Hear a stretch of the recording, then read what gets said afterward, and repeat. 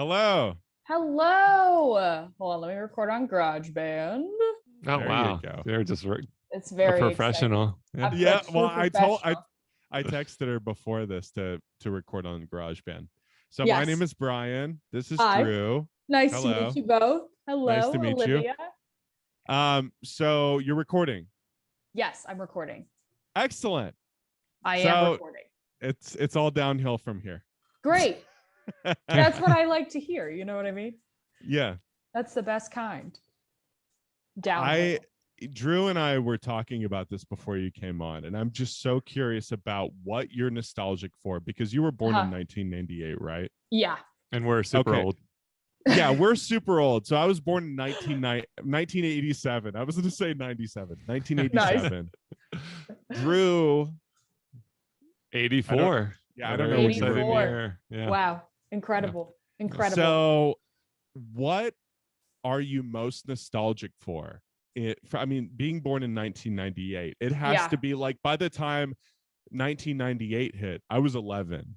And, by the time you were a conscious person, I was in my teens. Yeah. So what do you remember most about your childhood? What do you wish that you still had around, or what do you kind of reach out for to try to pull back with you into your adulthood? This is a great question. I feel like I've been feeling very nostalgic lately, because I feel like the alien apocalypse is on its way, and I'm like, to only go back in time and get to, experience a world untouched by such impending doom. But yeah, oh man, I feel like I really miss, you know what I really miss? The old Gatorade bottles. You remember the design of the old Gatorade bottles? I do, yeah.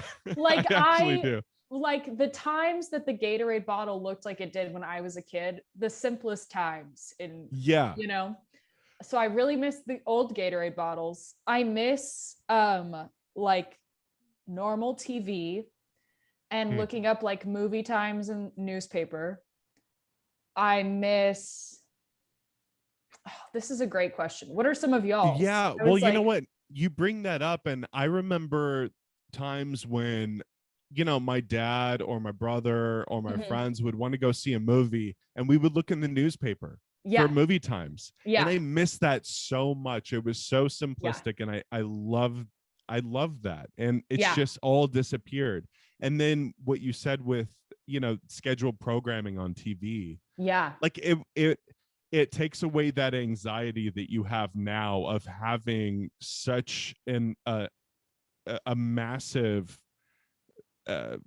just platform that you have to go through and finger through to find something, and it's unlimited, where back in the early 2000s you had to actually schedule it.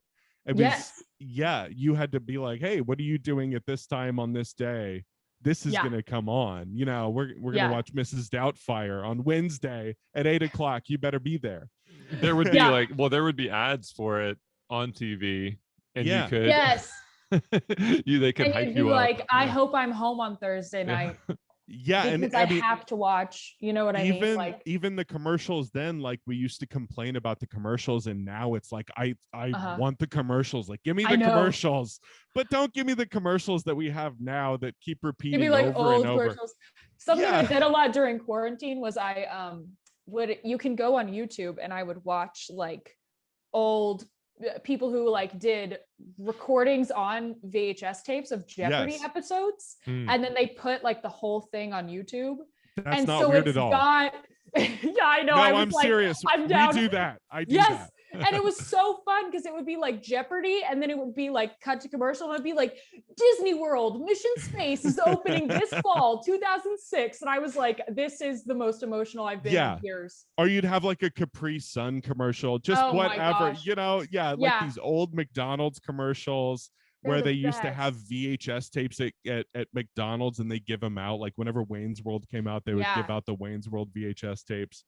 Just like the coolest commercials, and they were so creative because they had to pull you in, because it was their opportunity. But now it's just like, whatever, like we could put our commercials on whatever platform, YouTube, Hulu, wherever, it doesn't matter, we'll just put them on repeat. But then it was like, you have to actually sell the commercial. I was like, that was ad time, man.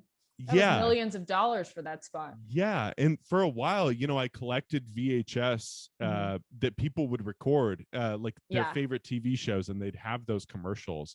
Yes. And now it's just like something. It's like a treasure, that it's people. So fun. Yeah, like I'll put them on for my kids sometimes, and they'll watch them, and they'll just be like, "Daddy, I want this, and I'm like, "You can't have that."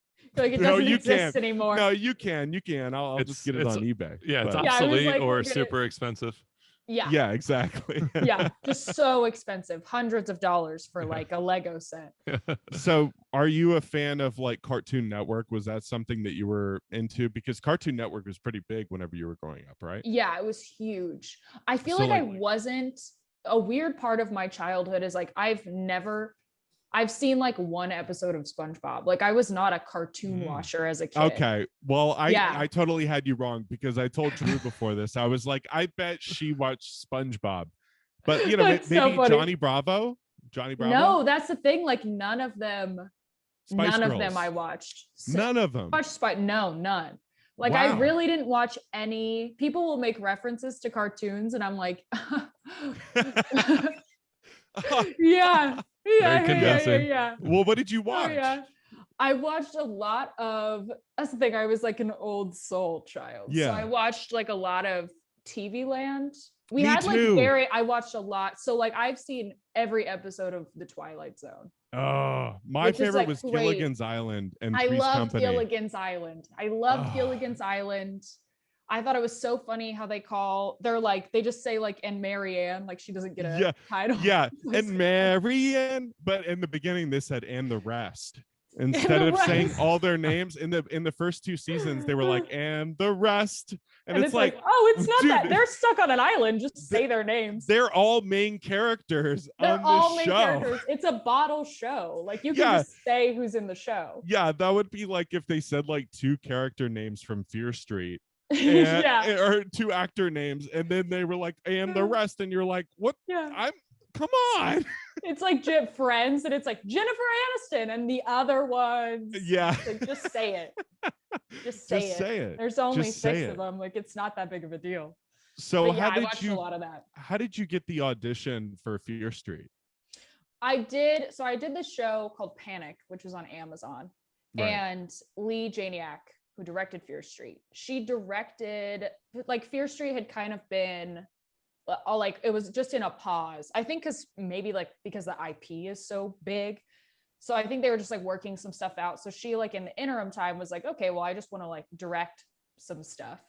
So she directed the Panic pilot, and we met like working on that and through auditioning and stuff. And we just got to be like really close. I feel like she's like the closest thing I have to like an older sister in a weird mentory way. So like while we were filming that, she one day like brought up Fear Street to me because she was like, you would love this. Like we had been together for a long time. So I think she started to know like what I liked and what I was like about. So she was like, I'm making these movies that you would actually like really love. And she showed me like her pitch deck and her lookbook and stuff. And I was like, I will do anything to be in this movie. So she was like your John Hughes and you were her Macaulay Culkin. Yes. Like she was like, oh, I know what you should be in. Yeah. This is what you need to be doing. This is what you need to be doing. That's and so I was like, cool. Sure. So did you go in for an audition and then get a call back, or how did it work? Yeah, she had like told me about it, but she was like, I can't just like offer this. Like you have to audition and I have to make sure that you're right for it and stuff. So I did like the whole audition process. So I auditioned a few times by myself. And then I did like one audition as Kate, but I was friends with Julia already. And Lee, I remember being like, what'd you think of my Kate audition? And she's like, it was good. Julia's auditioning. And I was like, oh, well, just give it to Julia. I was like, she's the only person in the entire world that can play. Nice. And I was like, yeah, Julia has to be Kate. Like there's never been a person that has ever existed on this earth that could play Kate better than Julia. But Drew, would you do that for me if you were auditioning? Would you say, give it to Brian? Would you do that for me?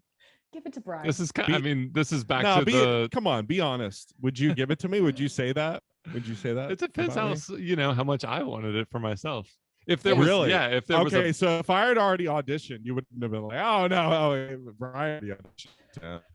You wouldn't say that. Not necessarily. Anyway, no. let's move on. Not necessarily. You're like, I can't believe I'm causing such a rift. Yeah. Wow. Okay, so you got the role. Yeah, I got the role.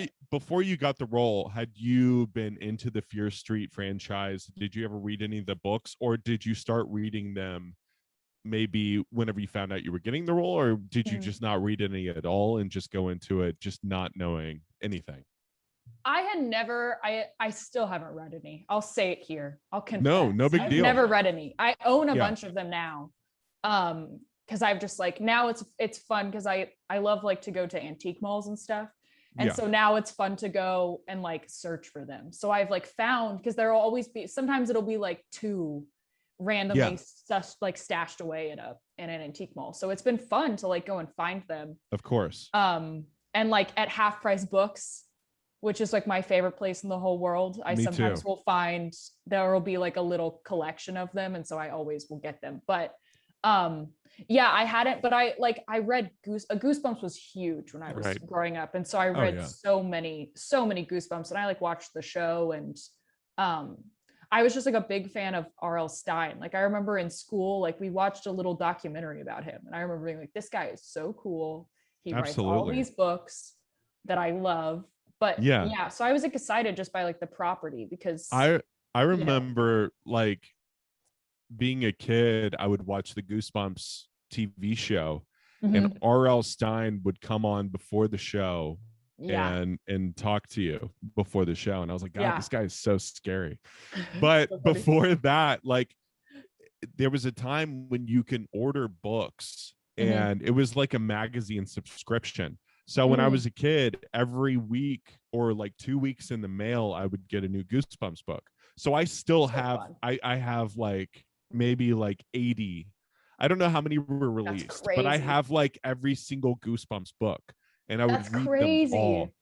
But that's so fun. I'm kind of with you on the Fear Street books. Like that was more like my brother's generation. He was older than me. Yeah. I would try to read them, but they were a little too scary for me at that time. And then lately I've started to read them, and I'm really enjoying them because you could just like finger through the pages, because the books are so short. The text is so big. Yeah, the text is so big that the book, you could probably read it in a few hours. Yeah, definitely. But yeah, that's so cool that you're collecting them now, because it's going to be such a big legacy for you. Like whenever, in like 10 and 20 years, you're going to be, that's just, this is like the start of a huge thing in your life, like this huge, I'm going to use one of Drew's words, a touchstone. Oh, fancy. A touchstone of nostalgia for a lot of people. And you were such an impactful character in these movies that you're going to be remembered always. Thank you. That has to be pretty cool for you to know that. Like, you're a huge part of the 90s, 80s culture now. Yeah. Which I think it's been in the 1600s culture. And you were born in 1998. Yes. But that's the thing. Like, I feel I could have gotten this role. I could have been a touchstone. Sam. You could have been a touchstone character in a franchise. Come on. But yeah, I do. I feel so like lucky, because that's the thing where it's like I grew up watching those movies, and like I always, because my parents are big movie lovers, and so it was like my whole family. So I grew up watching movies, like not necessarily like from my generation, but from their generation, and like growing up and stuff. So like I grew up watching those classic like kind of turning point movies of horror and stuff like that, and I always thought they were so cool. And I remember like being a kid and being so sad, because I was like, I'll never be in a movie like this, because I was born too late, and so getting to do these was so this brings me to a question. So VCR World has a true like important fan that reposts everything and supports the page completely. So I told them that I would ask a question for him. His name is Tim Chapman, and this it's funny that you bring this up, because it's in the same realm. His Instagram is flashbackvideo_. Oh my gosh, I think I follow him. Oh, good. Yeah, he always reposts my stuff, and I always repost his reposts of my stuff.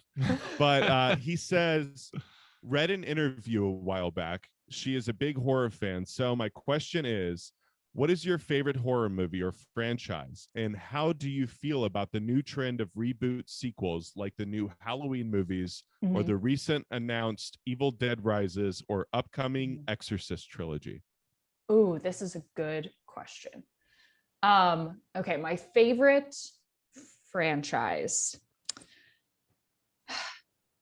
I am a huge Wes Craven fan. So I think it truly is like a tie between the Nightmare on Elm Street franchise and the Scream franchise. Because I truly love all 7 Nightmare movies and all 4 Scream movies. I love them all equally. Even the third Scream that people don't like, I'm like, it's fun. They're on. It's a great one. It's sets of the first movie. Maybe it was rushed, but who cares? Movies are rushed sometimes. But yeah, I think it's probably one of those. And then individual horror movie. I don't know. Yeah. I think it's too hard to name individual ones, but I think it's important. A lot of people will say that, these horror franchises that are being rebooted, it's just like stealing ideas. Like nobody has a fresh idea anymore. And it's like, no, there's a whole new generation of people that weren't able to experience the nostalgia that you had for these movies. So whenever these movies were released, you were too young to enjoy them. And so you don't have that attachment to them now. So what's happening now is they're rebooting these movies so that the younger generations who couldn't experience them can experience them now and have an appreciation for them later, I think. Yeah, I think so too. And I think it's the filmmakers behind all of them are people that I really love. I love David Gordon Green. I think he's a great director. And I love the whole Rough House team. And to me, I'm like, if these people that I love so much as already existing filmmakers, they love Halloween probably more than anybody, you know what I mean? That it's cool that I think that they get to kind of to have it be their baby now, you know what I mean? Because I'm you can, I don't have I don't know, the whole reboot conversation. I'm make whatever movie you want, you know what I mean? Absolutely. There's also original movies coming out, and it's if you feel very passionately about making a reboot of something or another iteration of something, then that's the movie that you want to make. So just exactly. What I mean? Yeah, essentially I'm making reboots of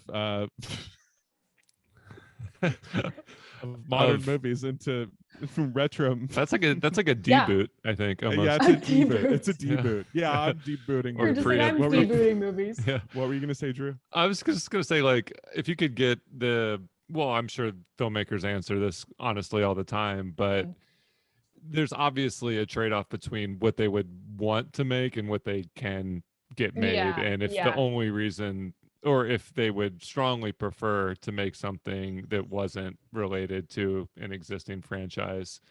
But David Gordon Green's certainly done both. And Scream, since you mentioned that, is coming back next year. I don't even know if it's long enough to call it a reboot or it's in a limbo amount of time to where I don't think they're calling it a sequel or a reboot. It's just just back. So Scream, maybe we'll see you in the new Scream. Oh, I would love that. I'd love that. I auditioned, and I love that duo. I loved Ready or Not. When I found out that they were doing the new Scream, I was that's another one that I was I feel like they'll do something really fun with, you know what I mean? And they probably love Scream, really love it. And I follow them on Instagram, and they're really excited. And I heard really cool. What's the girl's name from 90210 is going to be in it that they make fun of in the original Scream, or in Scream 2 they make fun of her. Tori Spelling, because she's I think she's going to be in the new one. I was on Clubhouse and she was talking in Clubhouse, and I think she said that she was going to be in the new Scream movie. Oh, that's so fun. She's probably going to be playing an older Stab. character that's Stab. within a movie she's within the gonna be movie. in Stab. Yeah, because I think that's what she wasn't she in part 2. Yeah, because they make a joke that like I think Nev Campbell in the first one is like, she's like Tatum's like, who do you want to play you in the movie? And she's like, I like it'll be Tori Spelling. Yes. Okay, Yeah. so that's what she was saying. And then someone asked her if she was going to be in the new one, and she couldn't really answer. But Yeah, I think by not answering, that means absolutely yes. Yeah, we You're can gonna confirm be it. in Yeah. I don't know. Yeah, that's a confirmation right there. Yeah, I think so too. Tim Chapman, thank you so much for asking that question, and thank you so much for supporting VCR World. Like, Thanks, Tim Chapman. Yeah, such a cool guy. Like, he sent me great beer Instagram, one too. time. Oh, He that's sent so me nice. beer in the mail for nothing. He was just like, "Hey, do you want this beer?" It was like a high C IPA, and I was like, "Yeah, that sounds really good." He sent it to me. It was Fancy. delicious. So Wow. thank you. I want to also kind of delve into aliens because you brought it up earlier in Yes. the podcast. I am just like obsessed, and Drew knows this, and I just love to talk to people and get to know Yes. them through aliens, music, movies, afterlife, artificial intelligence. I just want to get to know a person by what they believe in or what they think about the universe and what's happening around us, because we could talk about acting all day. We could talk about movies. I was like, I've talked about it so much. Exactly. It's like you're a successful actress. That's all people want to talk to you about, I'm sure, is just like acting. And it's just like, that's gotta be tiring. Talk to me about something else. I know. I'm like, you mean we get to talk about aliens? I'll tell you my thoughts. Yes. So I want to know, my thoughts. Have you ever had any kind of experience where you've witnessed a UFO, maybe?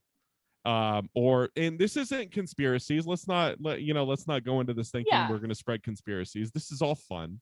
This is all for fun. All alleged. I've seen stuff. Yeah. But same. I think that I've seen stuff, but what do you think you've seen? Well, okay. This was my most recent one. And there was one day where I was driving. So we filmed that Amazon show Panic in Austin.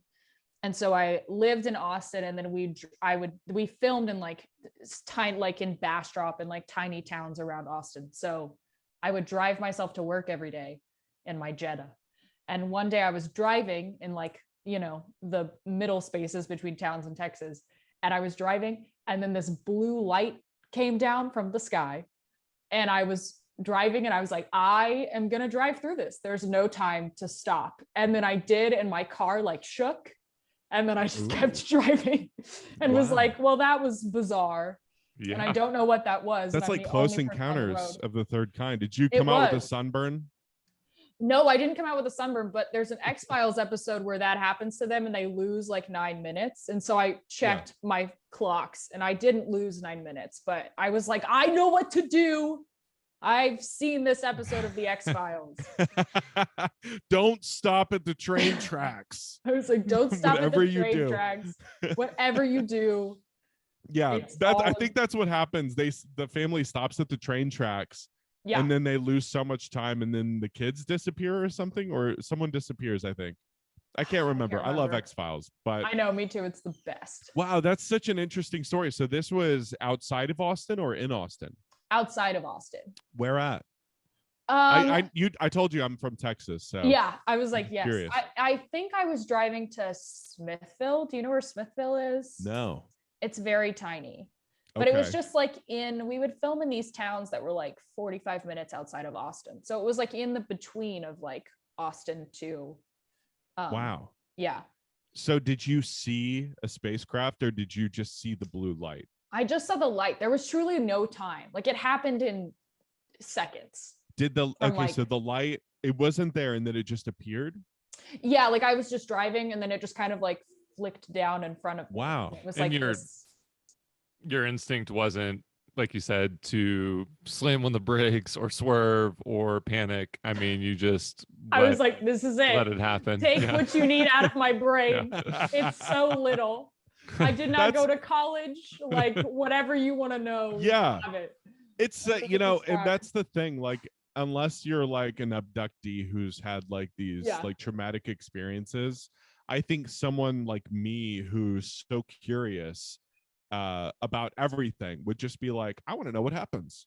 Let's see what happens, because I want to be that person that knows Even if I tell people and they don't believe me, I could be like, yeah, well, I don't care if you believe me because I know. Because I know that it happened. I know. I know that I got abducted by aliens. That's all that's important. That's an interesting kind of like thought experiment, though, because it's all fun and game, not fun and games, but it's easy to like imagine, like having that much confidence when you tell someone, but how frustrating it would be if you had like the most intense encounter and then you couldn't get anyone to believe you. It would ruin your life potentially. Wow. Because not if you don't give a shit. I'm just saying you would. Like now you can kind of like write it off as maybe not, but if you were so convinced, you would spend your whole life trying to convince others, and if you couldn't, that might be very that's depressing. kind of fun though, isn't it, to tell somebody something and they don't believe you and you're just like, whatever, don't believe me. That's like me and I tell my dad all the time, I'm like, yeah, I am seeing ghosts, and he's like, you're not, and I'm like, whatever, Dad, you'll never know what it's like. You're seeing ghosts. You're missing out. Yes. Oh, this is a good segue. This is a good segue.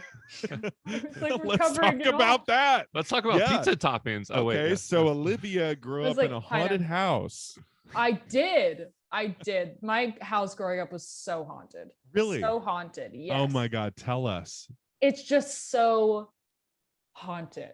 I don't even know. Give us stories. There's never been I would always see these like figures constantly growing up. And then like when I there have been times where like I'll hear my sister's voice and she's not home, and then like during quarantine there was one day where like I heard her voice and she wasn't home yet, and I was like, whoa, that was so weird. And then I was like sitting on the couch and she came in and she like said the thing that I had heard earlier, and I was like, ooh. And then I thought it was going to be like the same thing. And I looked up and she was standing there, and she was like, what? And I was like, I can't talk about it right now. I'm too traumatized. Do you ever have like weird stuff like that? Visions? Yes, all the time. But I also am like I have astigmatism. So I'm like, I'll give myself some skeptic on the periphery stuff. Yeah. I'll like, I'll have a lot to drink one night, and then the next day I'm like seeing stuff in my peripherals. And you're like, what is it? Do they get me while my guard is down? No, to be serious though, like when I was a kid, I had this experience. I lived in this huge neighborhood, and the neighbors' houses were like 50 feet away from each other. Yeah. So there are no street lights. It's out in the country, huge, like tar road. Like the next door neighbor was like a football field away. No. And so one night we had, and we always had our patio right by the patio. So window illuminated all the time. And I remember one night I was laying in bed and I saw a figure standing at the window, and it was like an adult man. It looked like an adult man. And you know that feeling when you're so scared, you can't move, you can't scream, you can't talk, you just want to close your eyes and just make it go away. Yeah. And so I would do that. And maybe, sometime later it happened again. And I started screaming for my dad, and my dad ran upstairs. He turned on the light. So now the outdoor window. Wait, you were upstairs and there was a figure? I'm upstairs. My dad's downstairs. So my house was weird. We had a downstairs, we had a middle, and then we had an upstairs. Okay, like a little. But it was because we were on a big hill. Yeah. So my dad ran upstairs. He turned on my light. Now the window's no longer illuminated. All I could see is just like a dark window. Oh.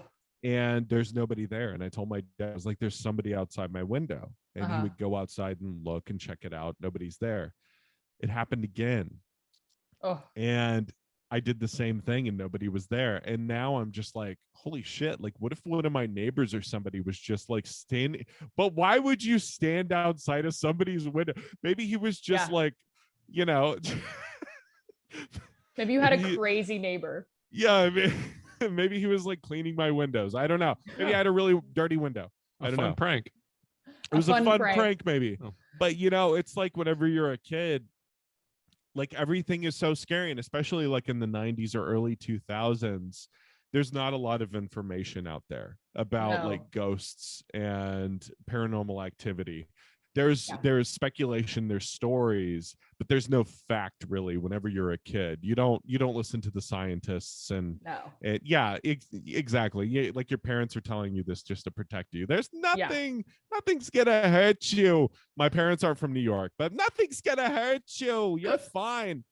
But whenever you're a kid, you're always scared of everything. And I lived in this huge house, and my mom had candles lit all the time, like a fucking haunted mansion. Doesn't she know that that's the first thing you don't do? Yeah, and it's like that's how Candyman gets you. You know, if you have lit candles.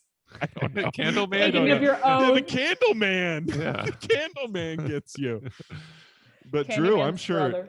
I'm sure Drew had a bunch of ghostly experiences. Do you have ghost experiences? Oh, thanks for setting me up. No, so yeah, I would say I have a skeptical nature, but I am not at all dismissive when anybody shares their personal firsthand accounts. Yeah. And obviously when I was a kid, I was very good at freaking myself out and lived in a very poorly lit rural neighborhood and loved to watch horror movies and then walk around outside, and everything was super scary. My parents would actually do these immersive like haunted forest experiences for the kids in the neighborhood. Nothing Nice. nothing like professional, obviously, but with they hoods would and we had a decent size robes, like side lot. Yeah, everyone was dressed up. They would get the other neighborhood parents. I was Yeah, kidding. so like it was a haunted forest that they would create every year. And That's like so funny. but I never had like specific ghost experiences in the sense of if I did, I'd never like perceived it as a ghost. I would just get freaked out and like blame myself or blame like natural causes. Yeah. Blame like other, even before when I was a kid and not trying to like come up with factual explanations for things. Maybe I just had a literal imagination or a literal mind. But yeah, I would get really freaked out, but I would just assume it was, explainable. It was a dog. So you were like a little scientist. You're like, yeah. Trick up the light. It's nothing. I would really freak my sister, on the other hand. She's 2.5 years younger than me.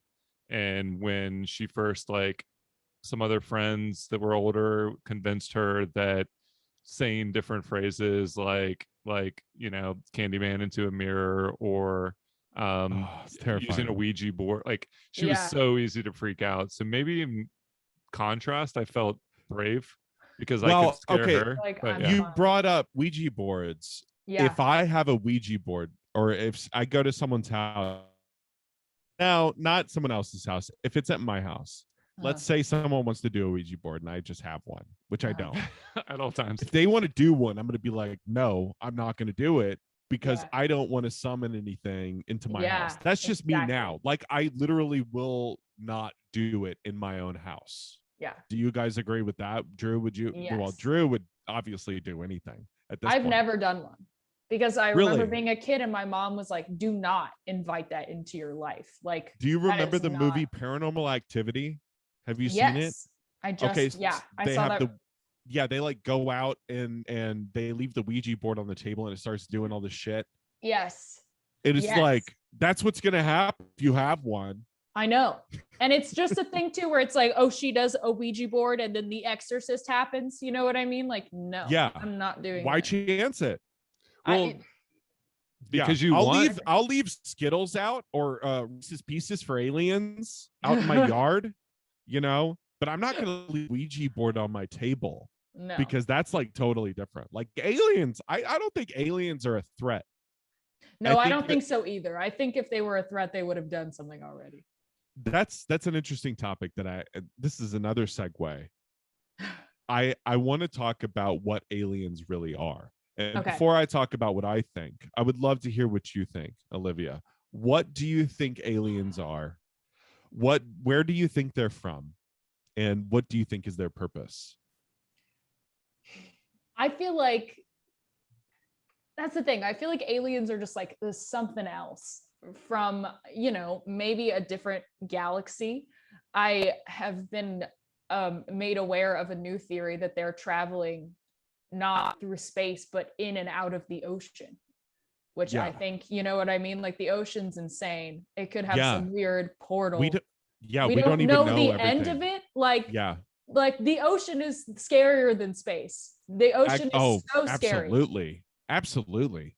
My friend showed me this video the other day of that squid that's like 30 feet long. And I was like, what is this?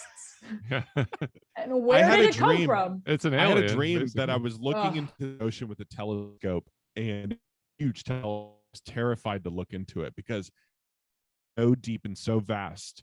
Yes. It's almost like looking into outer space. It's unknown, but there's life. Yes. You know, there's life we don't even know about. There's out there that we haven't discovered yet. And it's so deep and unexplored. I mean, why there be aliens in the deep blue sea? Exactly. And there's those videos of the ships like going into the ocean. Yeah. Like and the I'm Tic like, Tac? Is it the Tic Tac? Yeah, like the little anti-gravity ones that fly sideways or whatever. Oh, well, which also I'm like, here's my other thing. It's about to get a little conspiracy-ish. What are you going to talk about, Bob Lazar? Maybe. Who knows? Do it. Let's do it. Let's do it. But here's my thoughts. I think that when it's like the Pentagon releases this footage of aliens, I'm like, well, why? Like this could be fake. You know what I mean? Like why now? Why are you, the government, being like, this thing that we've been hiding, we'll give you a little bit now? Like that seems weird to me. Manipulation.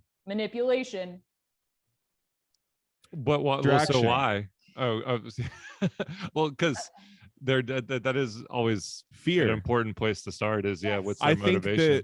I think that they try to feed the public fear by distraction and manipulation by saying this is what's happening, and the public is like, oh shit, like now the government's telling us, so they must be scared. Something must be happening. But this is all conspiracy. I love it. This is all conspiracy. This is all alleged. Please, no one from the CIA. And then there's like Bob Lazar, who worked at Los Alamos. Yes. And then he went on to work at Area 51, S4. And he was saying that there were like 13 craft that he only worked on one, and it was like an anti-gravity craft. And he was trying to reverse engineer the technology so that the Air Force could use this technology. Yeah. And then his partner, who he was working with, was telling him, oh, well, you know, it's a good thing you're here because the last guy that was here died. And he was like, how did he die? And he was like, I can't tell you. He's like, oh, but you can tell me he died. Okay. Okay, but cool. Then he like talks about element 115, and it doesn't get discovered till years later. But and that's like a credibility thing. But also at the same time, element 115 was inevitably going to be made because that's just the amount of protons that's introduced into a neutron. Like if you look at the elemental chart, is that right? Am I saying periodic that right? table of elements? I'm being elemental right now. Sure. Don't listen to anything that I say because I'm just a moron and I don't know what I'm talking about. Yeah, it's just stuff that I've watched while I was probably drinking a few glasses of wine. But then, you know, but you're hearing all these things from this guy, and people are like, oh, he's a credible source. Like he worked at Los Alamos. He went to MIT, I think. And these places said that they'd never heard of him, that and yet he was in a newspaper, I think at Los Alamos, working at Los Alamos. He was in the newspaper. They said that he never worked there, but he had like won an award or something. I could be wrong. He won an award and was in the newspaper. He's like, if I didn't work there, why would I be in this newspaper? Yeah. And so, but at the same time, this is a guy that had a prostitution ring. What? Yeah. In the 90s, he had a prostitution in the early 2000s. So it's like, how credible is this source? People say his story never changes, but there's stuff left out. yeah, there's stuff left out, Conveniently left out. but he's also has a prostitute ring. It's like, okay, how well can I trust him? I think I saw a picture with him holding an Uzi once. But where I was getting at, why I introduced this is because you said that they were flying on their sides. Yeah. So You know that he video said that I'm that, talking about? yeah, exactly. So he Yeah. said that they flew on their sides, but they would go belly front. So the top was the bottom of the ship. Yeah. And they would travel almost like sideways, upside down. Yeah. So there are these videos by Bob Fravor, I think his name was the pilot. I'm pretty sure who the guy who saw it was either the Tic Tac or the video where the ship goes sideways. There's two different videos that are pretty recent. Yeah. And they have like no heat signature and stuff. Yeah, and then one of them like dips into the ocean. Yeah. Which is pretty interesting. And it's like, why wouldn't they? Like if I would imagine, which I have a different outlook. I'm gonna get there. Okay, good. Why wouldn't they be in the ocean, in the unexplored, where we couldn't go to? Like, what if, we wonder about the Bermuda Triangle and in all of these places in between, where ships and planes lose signal, the magnetic field is off. Why wouldn't there be something maybe there where we're just not able to get to? I'm really true. Come on, science me up. What you mean. Prove me wrong. Science me up, please. This goes back to the ghost thing. Like I think it's probable. It would be insanely improbable that there aren't aliens out there. I guess the big debate now is like, do we have evidence? Has it been covered up? Are these like these new firsthand reports? They are the person is credible and their account is credible, but they're subject to the same like human error of seeing something and they don't have to be like faking their reaction for it to be a misperceived reaction to something that's very hard to see in the video. So like, I think it's hard to cover up things for a very long time. And so, things will leak out slowly. Yeah, you have loose ends. People. Yeah. I mean, people are imperfect. But I also don't think that there is, now that like everyone is filming everything at all times. Yeah. Right. You would almost think it's probable that if there was stuff here, we'd have more credible evidence of it. Right. I mean, like, so people have abilities now to live stream everything. Yeah. So with Instagram, YouTube, everything, there's live streaming. Facebook. Why hasn't there been an instance where someone live streams an aerial phenomenon or a UFO? Well, here's my thing. Here's my other theory. That like, because I've been on TikTok, I don't have a TikTok, but I went on it for one day. And there was so much footage on TikTok of alien sightings and stuff like that. And that was the thing too, where I was like, this could be real, but it could also be, back to my government leaking it on purpose point. The government's like, all right, everybody's got TikTok. Let's start putting out fake alien stuff because we know people will videotape it. Or it could be just a bunch noise. of really so awesome millennials with really good After Effects. That's the other thing too. I was like, there's the Photoshop is, I was like, we have the Marvel franchise. Like CGI is so good. It's insane. Like Control Shift Face or whatever it is. Like the deep fake stuff. The deep fake stuff. Weird. Like that's insane. And it's almost like, if you think about the future and you think about technology and movies, we could have a whole new Lethal Weapon franchise or a whole new like, let's say like, you don't even have to think about it like that. You could almost construct your own movie in the future and pick your favorite actors from your favorite time. You could be like, I want Mel Gibson in the 90s. I want Harrison Ford in the 80s. and I want this to be the plot.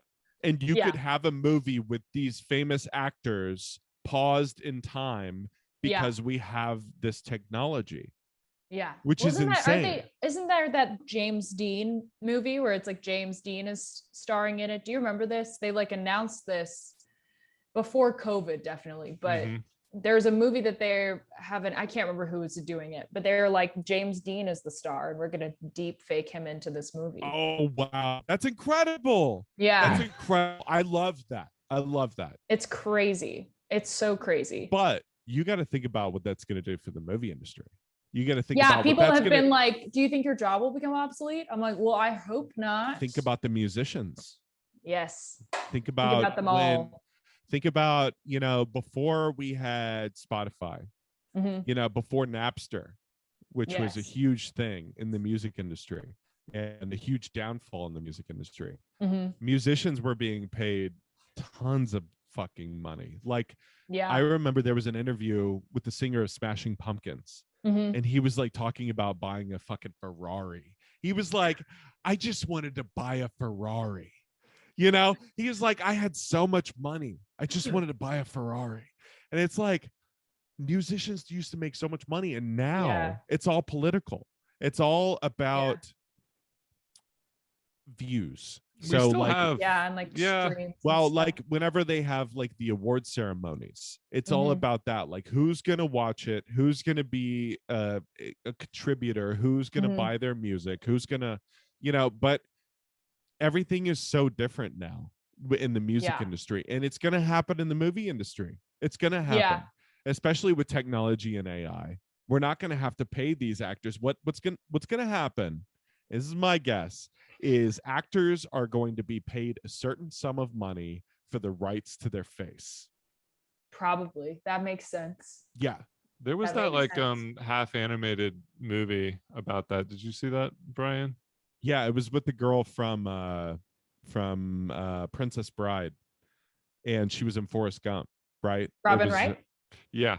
I think it was Robin Wright. Yeah. I'm forgetting what that movie was called, But basically, you would kind of like sign up an actor for a lifetime license, and then they wouldn't have to work anymore. Whoa. But they wouldn't have any control over what kind of material you put them in. What? This kind of happened in Space Jam recently. The new Space Jam movie. I haven't seen it.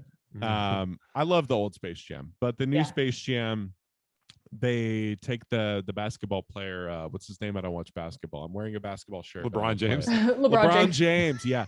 So they get LeBron James into the WB office, and they tell him, hey, this is your future in the movie industry. We're going to take your face and we're going to artificially create you in all these movies.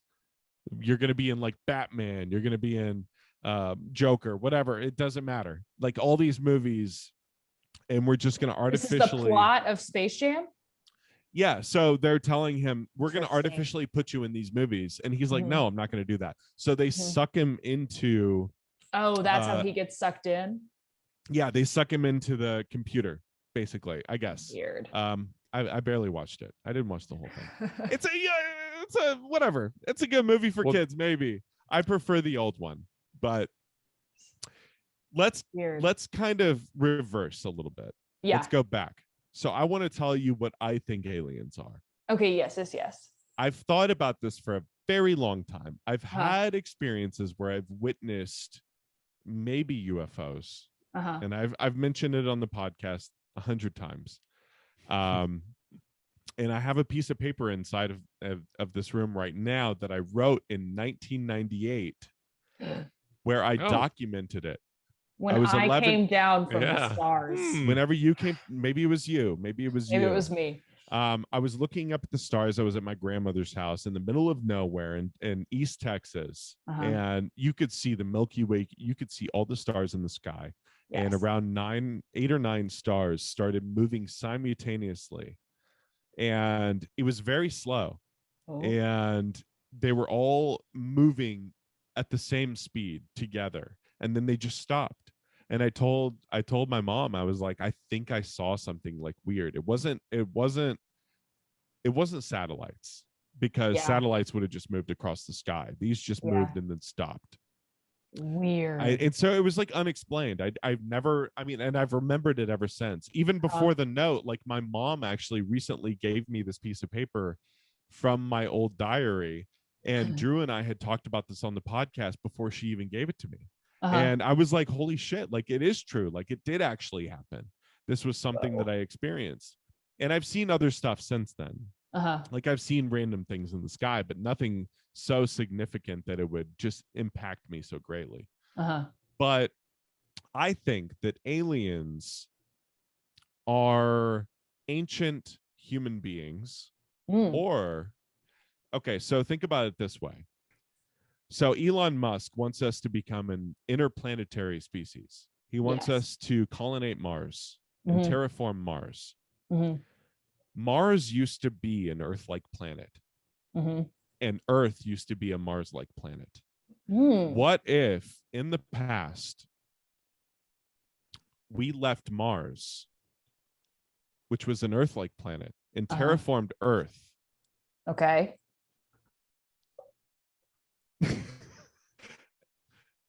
And this that didn't survive on the old Mars that was terraformed, which was the old Earth, left Earth to become an interplanetary species somewhere else. Okay. Or became extinct. Anyway, now I'm confusing myself. So I'm really. You think they're Mars people? This is very confusing. Okay, so either it's ancient human beings, or Drew and I came up with this conspiracy where there's a Jughead, and Jughead is artificial intelligence. So if we keep advancing as a human species, creating technology, pretty soon we're going to create a whole new consciousness. Just like before there were human beings, human consciousness was created. Now we are creating a whole new consciousness. What if after we are all extinct, that artificial intelligence consciousness wants to replicate or simulate the creation of artificial intelligence, and they create the human species again, kind of like a science project, and they're watching over us, and they are the UFOs. It's just computer technology watching over us, viewing us.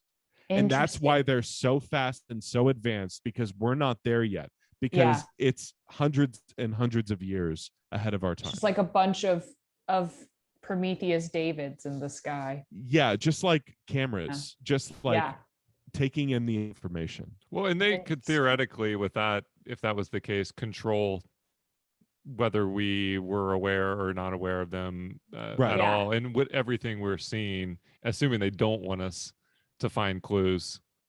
That's the thing. That's why I don't think that I don't think that they're evil, because they could have just killed all of us already. Yeah. Right. I don't think it's going to be like a Mars attack situation. Well, you know what I mean? If you also think about like deja vu, and you feel like maybe I've done it before. What if we are in some kind of alien artificial intelligence simulation where we do relive our lives over and over through this experiment? It's just like an everlasting gobstopper event. Okay. You know, just like it's just always happening forever, for all of eternity, because what will happen has happened, and what's going to happen has already happened. You know. Yeah.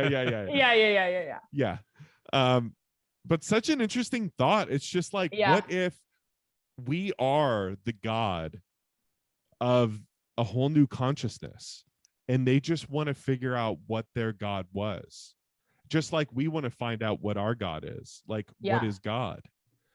People ask that question all the time. Why wouldn't artificial intelligence ask that? What is God? Let me ask Olivia, like, this is where the point I always get to with these, I would call them theories, not conspiracies, because we're not assigning like any kind of like intent. We're not to anyone. On Reddit to do this. You got the Kool-Aid we sent you though, right? Yeah, I did drink it. Okay, good. But say you're exploring like the logical conclusion of simulation / Jughead theory, or alien, like belief in alien species. Like, do you have a strong enough belief or desire to believe any of those things to where you would ever make different decisions in your day-to-day life based on it. You know, like that's kind of where I get to, like, it's really cool. Yeah. But now that I know we're in a simulation in my head, am I going to do anything different? You know. Yeah, I think I'm kind of on the same page to where I'm not like, yeah, yeah, I think for me, I'm like, if they told me that, if they were like, if, you know, no BS, guys, like aliens are real, I'd be like, cool. Yeah. Let's just keep on doing what we're doing, I guess. Well, you know what I mean? I think what Drew's trying to say is, if you found out life was, let's say, like it's an ancestry simulation. So we have video games that are almost at the point where they're indistinguishable from reality. Yeah. So who's to say that in the future, with all the videos that we've taken and the photos and, you know, This the is all DNA, just projection. well, and the ancestry DNA, you know, you try to find out who your ancestors are, you send in your DNA. Who's to say in the future that they don't create an ancestry simulation so that let's say you have kids, their kids can experience what their great grandparents were like, and maybe live their life. It seems like a lifetime, but maybe it's only minutes to them through DNA and through all of this artificial videos and, you know, photographs that they have. They could simulate what that life was like. Yeah. But if you found out life was a simulation, would you just say fuck it and go jump off a cliff because you know it doesn't matter? I'm going to wake up, I'm going to be somebody else in a room where there was a computer, and simulation's over. It doesn't matter. I'm going to start a new simulation. I think that's what Drew was trying to get at, right? Like, you're not going to just say fuck life. And no, you know, I keep living the simulation. Exactly. Because I'd be like, well, I obviously wanted to do this. Right. You know what I mean? Might as well just keep making my silly little movies. And who would believe that anyway? Like, even if somebody told you, like even Elon Musk going and saying he thinks that life is a simulation, that there is a percent chance that it is, it's just like, for someone to just be like, you know what, screw everything, I'm gonna go into a room, I'm gonna kill a bunch of people, and then I'm gonna kill myself. You know, that's mental illness. Yeah. I think that everybody appreciates who they are as a person, their biological form. And I think that if we were to get Neuralink, which I'm sure you know what Neuralink is. Yeah. Okay. It's very scary. Yeah, it is. I'm like, I don't want anything in my head. Well, that's another thing. Like, you have to think about like what happens after you die. So if you were to upload your consciousness and decide to get Neuralink, you would be deciding to do something that was like a sure thing, where we don't know what happens after we die now in the biological form. Yeah. But if you were to get Neuralink, you would just be like uploaded to the internet, and you would live forever consciously as your own conscious, whatever that is. Yeah. That's one possible application of Neuralink. I always debate you on this, but it's like that's like the most extreme. I'm sure Olivia's going to get Neuralink though, because she was born in 1998. I will never get Neuralink. Really? No, never. Because I'm like, to me, I'm like, I feel like there's a difference between like consciousness and like soul. You know what I mean? Because I'm like, when those two things separate, like, what is consciousness? It's not really anything. Because I'm like, I think your soul is what's like moving beyond and forward and backwards, and you know what I mean? Karma. Yeah, I think so. I think there's like a weird reverb, you know what I mean, that you put out there. What if karma is everything, and everything that you do in this life affects your next life? So what if, let's say you are just like a really good person in this life, and you do everything right. In your next life, everything's going to be good for you. But let's say you're a piece of shit and you don't care about anything. You have no morals. You don't care about people's feelings, anything. Just fuck it. The next life is going to be hell. So then you think about heaven and hell, and people are like, if you do this, you're going to go to hell when you die. What if that's all karma? What if your next life is hell if you're negative, and is if you're positive your previous life. That This is a good question, and I think this is kind of like what I think about often for like myself.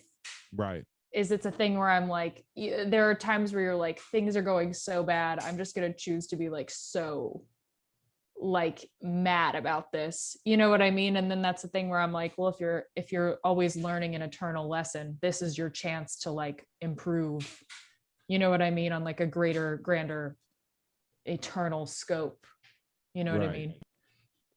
But yeah, I don't know. I think it's interesting. I'm of the theory that like you know, I hope that like humanity and that like souls and consciousness and stuff were created out of some form of like love. So I would hope that that can be like in a, you know what I mean, in my own like hippie way of like, could be like if that is, I choose to look at like the basis of creation and stuff like that was a place out of like love, because I think that's the only way to like move forward and not go crazy. So I'd like to think that like, yeah, if you put like love into and try to love on the people around you, it'll only like improve the situation. Hopefully that's, you know what I mean? Yeah. And what do you no, go ahead, Drew. Well, I was just gonna say, you could, rather than saying fuck it, if you found out like everything you thought you knew was real, why not believe in, that's kind of what I was getting at. Your actionable like takeaway from believing in karma is to do good things. It's like very, very like a win-win way of looking at life. You're gonna have good karma in the immediate, because it usually being nice to people usually has a better result. But and the thing too about what you finished. No. I'm just, you can kind of like, you can shortcut the system or cheat the system by like taking some, you know, bad approaches to things, but for the most part it won't pay off in the long run. I think sometimes with people, when they talk about karma and they're like, oh, I want to do good things so that good things come back to me and stuff like that, I'm like, but that intrinsically is selfish and that defeats the point of karma. So karma should be for others if you really want it to work, you know what I mean? I think about that all the time, like this is selfish for me to even talk about this certain example is selfish in my opinion. But I used to do a lot of charity auctions. I would sell VHS and I would do charity auctions. And I remember one day my brother came into my office, and John, if you're listening, I'm sorry that I'm mentioning this. It's no offense to you, but he came into my office and I told him what I was doing, and he was like, "Why are you doing that?"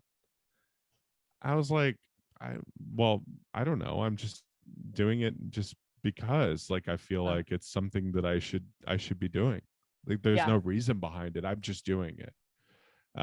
Mostly because I feel like if I'm selling artwork, I'm not deserving of everything that I'm getting for it. Like if I'm getting money for something that I'm passionate about, that I love, I don't feel like I deserve every single cent of whatever I make for that. Like I feel like other people are more deserving. I feel like there are other people who need money more than I do.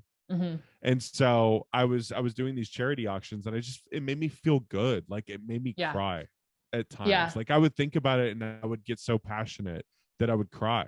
And I would just be like so happy that I could do something that would make a difference, that I could change somebody else's life maybe. And so there are people out there that just don't think about those things. And John, like I said, if you're listening, this isn't about you. This is not about you. All you did was ask a question. But it's like not everybody gets it. Not everybody is there. Not everybody wants to give their personal possessions away or their money away to other people for a greater cause. Not saying that you don't, John. but you know what I mean? Like this is not Three a personal denials attack. equals. I swear to God. I'm like, John, And- this is the invitation to commit arson. Well, against your here's the brother. bad karma on me is that I'm even mentioning this. But True. all I'm saying is you have to do things that make you feel good. If you're doing something and you feel bad about it, it's usually a negative something. Like if you do something and you think that there's going to be some kind of negative repercussion, you probably shouldn't be doing it. If it makes you tear up, if it makes you feel love, if it makes you feel connected to the universe, like, you know, whenever I create artwork and I can talk about movies with people, I feel this positive interaction between other people that's connecting us, even if there's all kinds of shit going on in the world. That people are suffering and people are, you know, just like hating and just being destructive, and no matter what's happening, there's somebody's life, even if it's just one person, you can help people. If you're just positive in one instance, that could be a ripple throughout all of eternity. So like with you, with Fear Street, I mean, in all of eternity, and so many people love that you were a part of that. You know, like you are going to be an icon your whole life. No, I'm serious. You are going to be a ripple in this universe, even if, you know, we don't relive our lives over and over. You're going to ripple throughout time forever. I think that's definitely been a cool part about doing this, is seeing the reaction to it. Right. And that's been very like, not like self-satisfying, but it does make me very like emotional that it's connected with because that's the thing where I'm like, if you get lucky enough to be passionate about art and then get to do art as like a job and then get to also put it out, you know what I mean? It's a thing where I'm like, I've only ever wanted to do things for like kids watching Fear Street that like movies did for me when I was their age, you know so to be in a movie that has done that has been really cool. It feels like a very cool full circle moment in my life, one of them that I hope to have more of. So what are your favorite movies of all time? Let's go there, because this is a very hard question. So I don't expect you to answer all of them. I can, you know what, let's all do it. Okay. Drew and I I'm curious what y'all's are. Well, we've had a top 10. Maybe let's do a top 10. That's a lot. That's a top 5. Top 10. All time. Let's do all time. But so this is fun because the audience doesn't know. We haven't planned this. This is not planned. Okay. We're gonna just off the top of our heads, and we're gonna go in rotation. Okay. Let's do 10 to 1, but it doesn't have to be in any order. Let's just name 10 movies. Okay. And before each movie, let's name our number so we don't lose count. So Olivia, if you say your first movie, say we'll all go to 10. So be great. 1 battle, and it will go in rotation and just great. So each we go, so I list one movie and then like Drew lists one movie and you list one movie. Yeah. Amazing. That's great. It gives you time. Yeah. Top of your head though. Okay. I think maybe my favorite movie of all time is Point Break. Awesome. Point Break is incredible. It's an incredible movie. Yes, and I just think it's such a good. It's like it does, so, and I love Catherine Bigelow, and I'm like, that is a movie with a capital M. I love that movie. So you're not talking about the remake? Not the remake. I did see that in theaters with my family, but not the remake. Where they travel the globe or whatever. Are you and your dad really close? Yeah. Okay, so is that why? No. Is that why you love Point Break? No. I literally watched Point Break like as an adult. I don't think we ever watched Point Break, but I remember like both of my parents talking about how it was like a really great movie. But there were some that like they would talk and we just missed. But that's one that I like found in adulthood. And I think that movie is incredible. It's such a good movie. I'm so happy that you named that movie. It's such a good movie. And I think like Patrick Swayze is so his scary hair in it that. and like, oh my gosh. And like the heist scenes, like people talk about the Heat heist scene, but like the Point Break robbery scenes are better. I'll say it God. now. No, I'm kidding. This Heat girl heist is awesome. scene is incredible. But dude, Heat is like, incredible. The Heat heist scene, I think they're equal in my brain. Like I think, you know what I mean? Like it's so good. And then I think like when people talk about the Dark Knight heist scene and they're like, it's from Heat, I'm like, it is also from Point Break. Yes. Christopher Nolan has definitely seen Point Break and he definitely took notes. Well, yeah, exactly. Christopher Nolan was actually inspired by Heat for the Dark Knight. Yeah, people talk, they're like, oh, he like loved Heat. And I'm like, most likely, Point Break too, because totally. You can tell the masks and everything. It's great. I'm up. Yeah. Okay. Number one favorite movie all time. No takebacks. No takebacks. I always revolve like between 2 or 3 different David Lynch movies, but I'll go with Blue Velvet for today, for this week. Okay. And that's usually the one I always end up coming back to. All right. That's great. My number one is the Blue Lagoon. The one with blue theme. Brooke Shields. Yeah, I love that movie so much because it's like innocence, and it's just like this brother and sister are stuck on an island. They don't know anything else but love and what they're experiencing together. And it's just like it's one of the most beautiful movies I've ever seen. I love like deserted island movies, and I think it's so original. And yeah, that's my number one pick. Hey, watch. I've never seen Blue Lagoon. Really? Yeah, I've never seen it. Oh, watch it. I'll watch it. It's like on a list somewhere. You know what I mean? You gotta watch it. Saved on IMDb to watch. Yeah. Okay, is it my turn again? Yes. I think maybe this one's gonna sound very film school kid of me, but I really love Donnie Darko. I think that's a great movie. Like when he's like, when the line of like the exchange of when he's like, that's some good shit, isn't it? And he's like, it's a fucking cigarette. Like I'm like that, and then it cuts. Shut up. And does like the Tears for Fears. I'm like, this movie rocks. Oh, that's the best scene ever in any movie. Tears for Fears, head over heels. And then it oh my God. And then it goes into the classroom. And Drew the slow-mo kids doing their performance. Dude. You know what? That's when I knew that I wanted to become a writer, even though I haven't become one yet. That's when I knew I wanted to become one and be an actor, is when I first saw that movie and I heard the soundtrack with those slow-mo shots and the intro whenever he's looking over the mountains, and then he gets on his bicycle and he starts riding back to Echo and the Bunnymen. Yes. It's just so like, good. Oh my God, what a beautiful fucking movie. Like such a good movie. It's a great movie.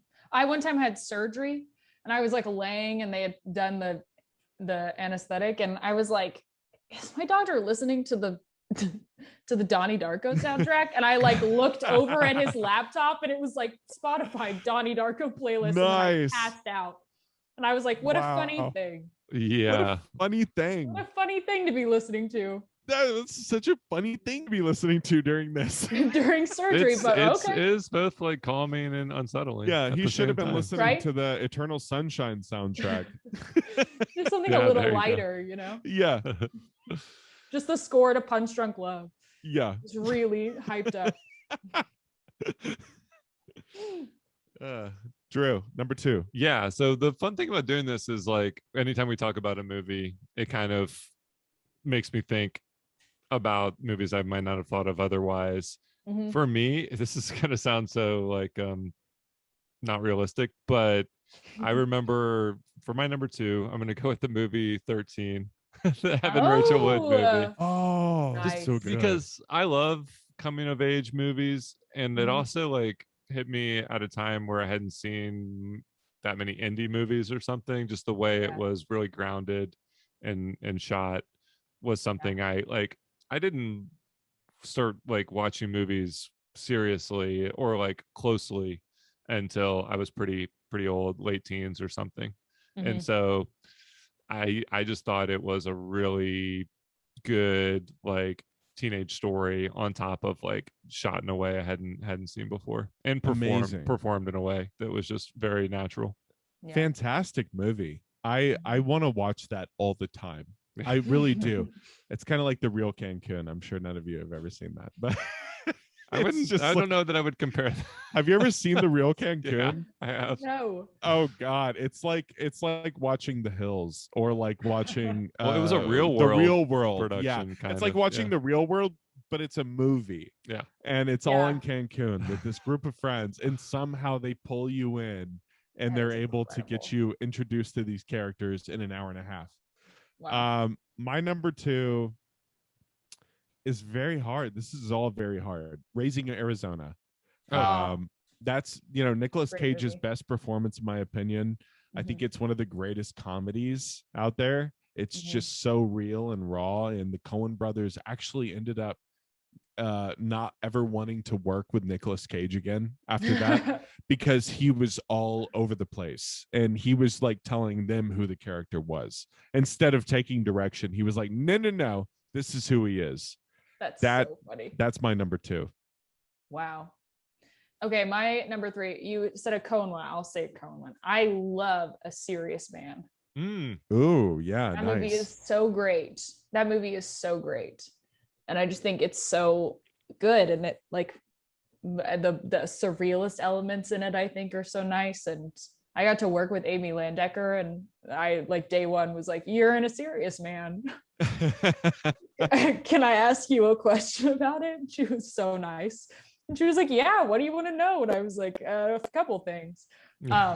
But I love that movie. I think it's very underrated. I know this isn't what we're supposed to be doing, but like I said last time, I want to just like the way that movie ends with, we don't have to get too specific, but with some kind of like surreal weather phenomenon. Yeah. Reminded me of a movie I love, Take Shelter, which is going to have to replace my other stormy movie that I probably would have included. Twister. But yeah, so I'm gonna go with the more kind of like psychological thriller element of Take Shelter, and the way in Michael Shannon's performance is disturbing and effective, and yeah, I was blown away by that movie. Well, my number 3 is What's Eating Gilbert Grape. Because Leonardo DiCaprio should have won an Oscar for that. He was gonna win. I mean, he was in there. He was like, they were like naming names. They were naming names, and he was in there, and he was like so happy. He didn't win, and I'm just like, fuck.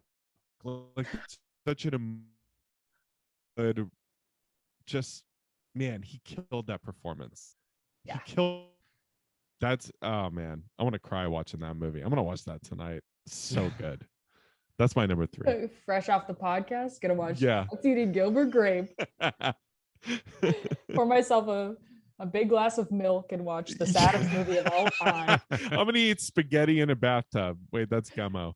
And watch What's Eating Gilbert Grape. Yeah. So sad. All right, number 4. Okay, number 4.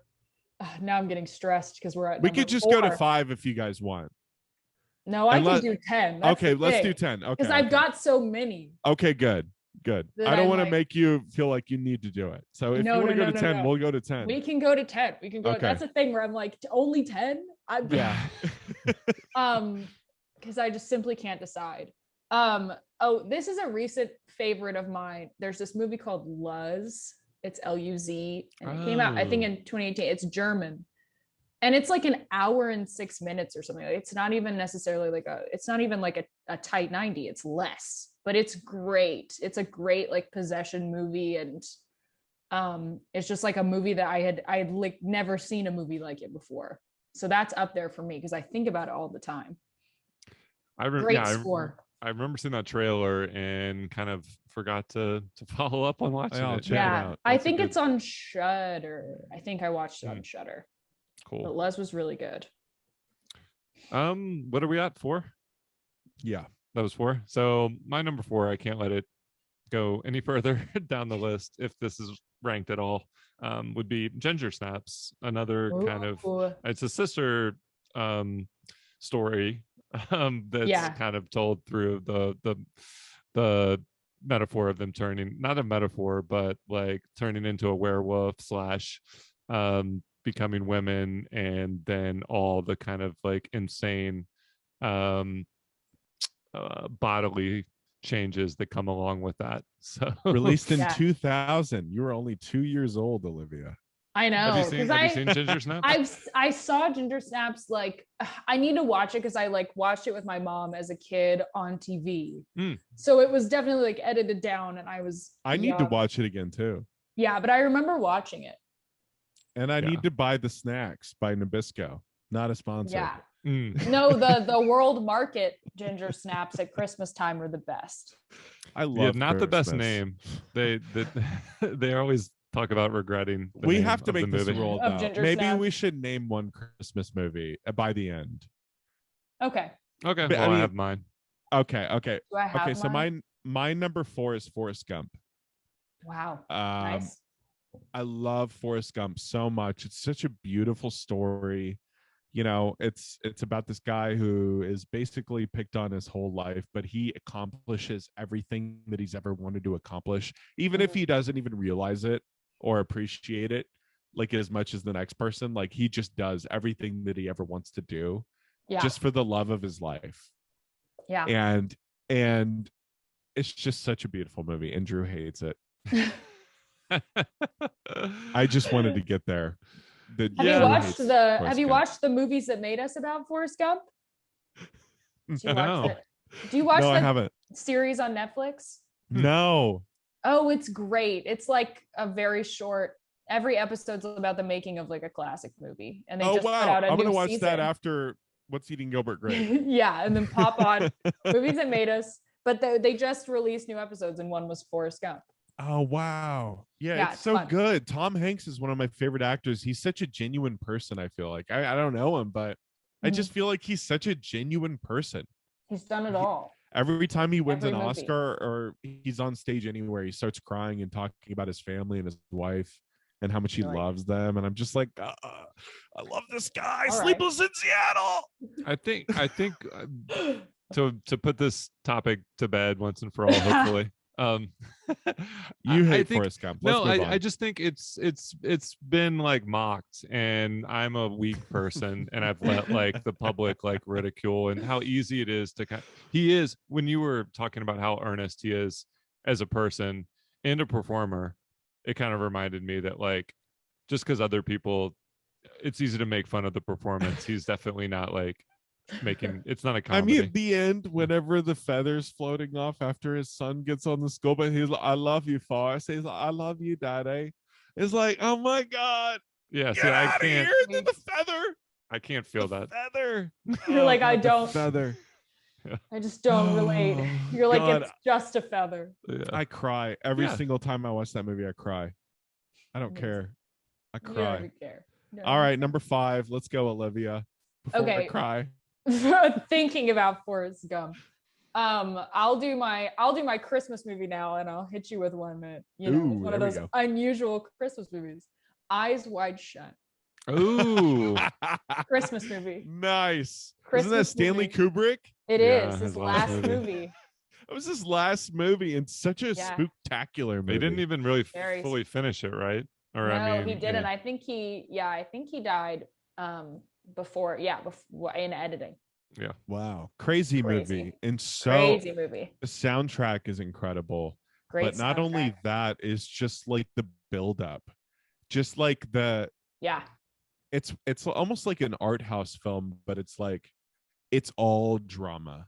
Like from the start, it's just like anxiety and drama, and then he's on his way to that party, and he gets in, and that whole thing.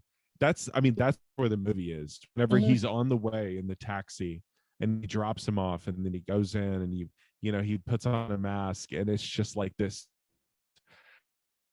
cult, and he's witnessing things happening, and then he's found out, and then they're like, come forward. And it's just like, oh my God, good fucking movie. Who's the prostitute in that movie? Is it Oh, one of them is Vanessa Shaw, who's in like Hocus Vanessa Shaw? Pocus and stuff like that. Yeah, And yeah. she was like a Yeah. 90s actress. She's great in that movie. Everybody is Great so in good Hocus in that Pocus. movie. Yeah. Everybody's so good. Everybody's So so good. good. Nicole Kidman. Love Nicole Kidman. Oh, yeah. Love her. She's got another one on my favorites list. Is that a movie you can rewatch very often? Yeah, I would say I Okay. probably watch it once a year. Yeah. Me too. Just by chance. But it's also a movie that I like more and more each time.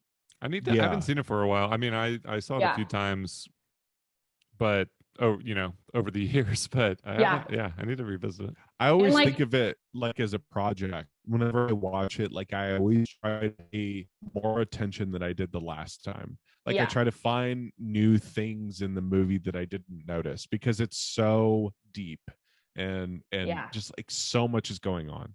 Yeah, so much. I saw that movie. That's like one of the last. I saw it in 2019 at the Alamo Draft House at Christmas. Oh, Oh, nice. cool. Yeah, it was super. I love the super Draft cool. House. I just I know, went I love the Draft actually. House. I went Friday and saw the Green Knight. Oh, cool! I'm excited to see that. Yeah, I won't say anything. I'm seeing It's it tomorrow. So yeah. I was like, don't spoil, don't spoil. Yeah, it's good. It's good. That's great. All right. My number 5. I've been vacillating in my head a little bit while listening, of course.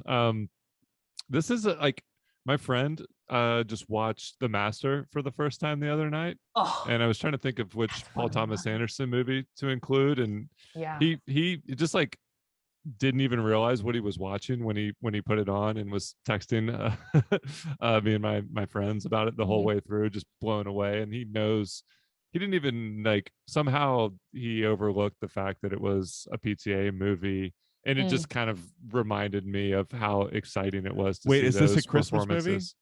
No, I'm saving my Christmas movie. Yeah, save your Christmas movie. Okay. I'm just going to do that last. Wait, you're talking about The Master? The Master, yeah, Okay. is my number 5. Oh, Yeah. so I good. love The Master. And but just hearing someone else like like accidentally somehow stumble onto it, who's not like ignorant of film stuff, but it was a beautiful experience for him because he was like watching it without any expectations or hype. And man, it just brought me back to when I first saw it in theaters, and he every time I watch that movie, I have to go out and buy like paint thinner and just chug it. Just whatever it is he's drinking, he's making the like jet fuel and stuff. Yeah, jet fuel. Like, oh my God, what a good performance. I remember, I was watching this compilation on YouTube of Joaquin Phoenix losing up until he wins every Oscar. So he's nominated a bunch, and I remember he was nominated for several movies, and his reaction kept getting duller and duller. Like his first one was like, oh yeah, great, and then The Master, he was like I swear to God, like he should have won. He did that. Yeah, he did that. I guarantee you it's because he like lost his mind trying to create that character. I guarantee you he became like a severe alcoholic and was just like a hermit the entire time he was making that movie. Yeah, like he killed that performance. But then Joker just blew me away, and I'm like, thank God he won, because he's so fucking good. Yeah, so good. Like he's one of my favorite actors, like ever since Signs. He's great in Signs, which is when my it cuts number to him 5. and he's sitting on the couch with the kids. Yeah, Signs is my number 5. I'm gonna have to say it now. It wasn't gonna be Signs, but now that we're talking about Joaquin, it reminds me of like even back then, like he's always had so much passion as an actor, and it's because he lost his brother, and he talks about it all the time. He's like, he's so emotional, and every time he takes on a performance, it reminds him of his brother and what he lost. Signs, one of the best sci-fi movies, I think, in my opinion. I love that movie. Good alien invasion tie-in too. Yeah, good alien invasion movie. None of us seem to think it's going to go down quite like that, but If it does. But Maybe. you know, one of the things about that movie is, you know, they don't show the aliens till the end. Yeah. Which is perfect. And it's not even like a lot. Like they barely show them. So it's not like over exaggerated and over CGI, which, you know, it was CGI, but they didn't want to overdo it, I'm sure. Like they just wanted it to be kind of like a surprise at the ending. So it was good. I love that. Spooky movies. Yeah. Okay. Number six.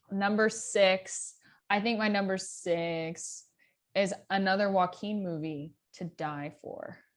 Ooh, That's To Die For. Great movie. And I think everyone is so good in it. And Nicole Kidman is terrifying. And I love Gus Van Sant. I think he's a great director. And that movie is awesome. And I want more people to see it. Yeah, including myself. Well, To Die For is so good. That was Matt such Dillon a long is time so ago. great. Yeah, it's Was kind that of like that was like Casey Affleck's first movie, right? Or yeah, was it? like it's like Casey Affleck and Joaquin Phoenix, and they're like 15. Like they're so young, and they're both so good. They're both so good. Nicole Kidman is very bad in that movie. Yeah, she's evil in that movie. Oh, not as an actor, but as a character. No. No, the character is evil. It's such a crazy movie. Gus Van Sant though wasn't Matt Dillon was in that movie, but he wasn't in another Van Sant. Was it The House That Jack Built? Was that Van Sant? No, that's Lars von Trier. Oh, that's Lars von Trier. Yeah. That movie's fucked up. Yeah, I started watching that movie and then I didn't finish it, but it was because I like went somewhere and I should start. I wasn't you too got deep in. The ending, the very last scene is the best scene. Like you gotta finish it just for the last scene alone. It's like insane. I love Riley Keough. I think she's one of my favorite actresses. Let's just say that the last scene explains the title. Gross. Yeah. All right. Well, that could mean so many different things. Did I just spoil it? No. That's the one. But to me, I'm like Silence of the Lambs style. He's building a house out of skin. You know what I mean? Like that's, I don't know. Yeah. I don't know. It is a really fucked up movie. I remember I saw that in theaters and so many people were walking out and I was like rooting them on. Like I was like, yes, this is awesome. Like finally a serial killer movie where the serial killer is like number one. He wins. Yeah. He wins. He totally wins. Okay, what are we at? That was 6, right? So I'm at 6. Number 7. I'm gonna lighten the mood a little bit with Sophia. Oh wait! I thought Olivia. Did you say? Oh yeah, yours. That was my To Die 6. For. Yeah, To Die For. Yeah. Mine's gonna be Sophia Coppola's Virgin Suicides. Yeah. Just like a tonal movie. I mean, obviously there's like some star power in it, but the vibe. I love movies that just kind of have a beautiful, melancholic, airy, light vibe. I mean, it's like with all the voiceover and the different, like the kind of detached perspective you get of the girls is an interesting way to present the story. And it feels like they kind of dramatic. They are already like ghosts as they're narrating what happened. And so it's just it's like a suicidal Breakfast Club. Yeah, which just like kind of explains my tastes. Yeah, it's so good. I love Breakfast it. Club. Yeah, I know. And the first, I can't remember what the sister's name was. The first suicide in that one is like one of the saddest scenes of all time. Yeah, she lands what a on sad fence. movie. It's such a sad movie. There's a good Ginger Snaps tie-in too in the opening scene but there. Also, it's just a good innocence, and like, you know, like we don't even as parents or like children looking at your parents, you don't think they understand you, but then you're a parent yourself and you've gone through it all. It's like you don't understand your kids, but really you should almost, because you've been through it. But I guess everything's so different, you know. I guess you couldn't understand. But what a fucked up movie. It's a fucked up movie. I'm gonna go with a lighter movie. It's not that light. It's The Matrix. I love The Matrix. I mean, first of all, I would We've never been even dancing talk around about it all the whole yeah, I conversation. mean, simulation theory Yeah. was like spawned so early, and they did it with The Matrix. And when I was a kid, I didn't even notice. The Matrix. I was just like, this is a fucking cool movie. Yeah, but that's so like well when I done. remember seeing that movie like really young, and Yeah, I watched like all three of them with my dad, and then I wore like all black for months after. Who didn't? Who didn't? Because buy I was a trench like, coat that after is that? the best. I just rewatched that movie. The shot where it's like the phone, and then it circles around, and then they appear behind the phone. Yeah. I was like, this shot rocks. I used to have, whenever that movie came out, what was it, 1999? Yeah. I had a black bathrobe, and in my backyard, I had a swimming pool. And I would put my bathrobe on and go in the swimming pool with my plastic guns. And I would like do flips over the wall underwater. And like it to me, I wore goggles, so it looked like I was going in slow motion, and my bathrobe was like flowing. And I would have my guns, and I would twist around and shoot.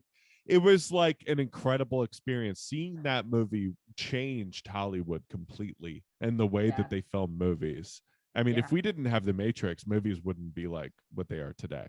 No, The Matrix rocks. I love The Matrix. Number 7. Number 7. Okay, I'm gonna put them together because to me that they're together in my brain. But it's Batman and Batman Returns. Ooh, no, 1989 Batman, Michael Keaton. Brian's language now. I love speaking my language. Oh. Like I still have my Batman and Batman Returns VHSs. I have that one.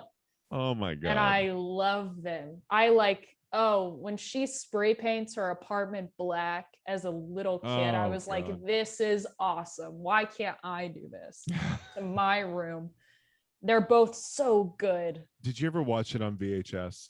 Yeah, I only watched them on VHS. Do you remember the Warner Bros. Preview that's before Batman 1989? This is a quiz question. I want to say it's Raisinets, but I know that that's no. Not it's Bugs Bunny and Daffy Duck, and they're selling Warner Bros. Merchandise, and they were like, "You can't watch this movie without wearing your Batman Warner Bros. Ball cap," and they're like, and they have like the Batman ball cap and T-shirt, and they're just now those are like $700. It's just like so crazy. Like that movie, whenever it first came out, like I remember seeing it. It was just like life-changing. So good. And it was one of the first hero movies I had ever seen besides The Rocketeer. Man, now I have to rename some of my top 10. But yeah, Batman Returns too. Like that they were mad at Tim Burton for Batman Returns because it was so dark. McDonald's didn't know how to merchandise their toys. They were like, it's so dark. Like, who cares? It's awesome. Yeah. And look at us and look at what would come after that. So they could have gone darker. They could have done it. Darker. They could have done it. They could have done it. My number 7, I will again, when we make these lists, I kind of the screenwriter Charlie Kaufman is my favorite writer ever. Eternal Sunshine might have been the first one I saw, but like he almost gets overshadowed by the visual tricks going on in that movie.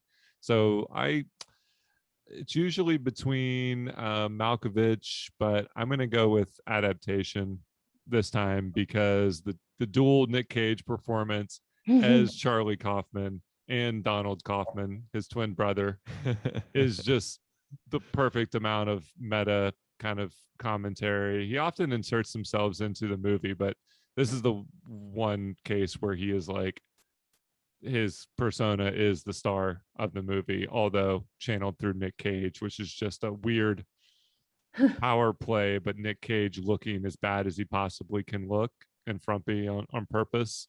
So like it's all the layers of insecurity and self-consciousness on display there. That's a great movie. I can just watch Nicolas Cage like changed his appearance completely for that. Yeah. Like, what did they do? Pluck his hairs? I don't know. Like, his hair was so It- thin. Did he just shave his head and wear like a wig? He's probably had to answer that question, but his hair's for the last 10 or 20 years has been through some Oh, maybe some it was different all phases. natural. Sorry, Nicolas Cage. Did you see I'm Thinking of Ending Things? I did. Oh my gosh. I really liked I'm Thinking of Ending Things. That was one of my favorite movies of recent time. Yeah. Yeah, I really loved that movie. I thought it was really good. The camera work in that movie was crazy.